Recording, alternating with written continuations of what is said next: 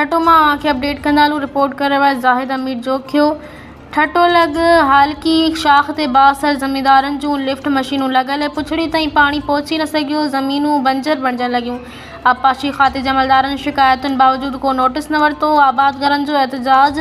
उन सिलसिले में मीरपुर साकरे तालके जे रहवासी आबादगार खुदा बख्श जोखियो ठटे में साफ़िन अॻियां एहतजाज कंदे दाहींदे चयो आहे त गुज़िरियल केतिरनि ई सालनि खां हाल की शाख जी टील ताईं पाणी नथो पहुचे, जंहिंजे करे संदनि ज़रख़ ज़मीनूं बंजर बणिजी रहियूं आहिनि।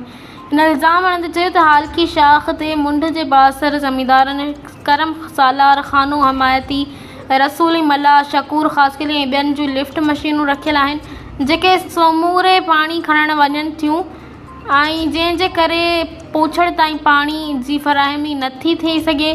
केतिरा ई भेरा लाॻापियल इख़्तियारनि ऐं चूंडियल नुमाइंदनि खे शिकायतूं कयूं आहिनि, पर केर बि दाद फ़रियाद करण लाइ तयारु न आहे। इन वक़्त ताईं सारियुनि जो बेजारो बि पोखे न सघिया आहियूं, जॾहिं त बासर ज़मींदार हथियार रखियारे इलाइक़े में डहकाओ पखेड़े पूछड़ वारनि जो पाणी खणी रहिया आहिनि। संदनि ख़िलाफ़ का बि कार्रवाई केर बि करण लाइ तयारु न आहे।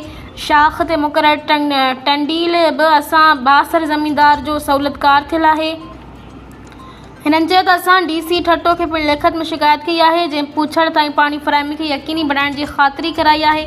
जेकॾहिं जल्द हाल की शाख जी पूछड़ ताईं पाणी न पहुतो त सख़्तु एहतजाज कयो वेंदो।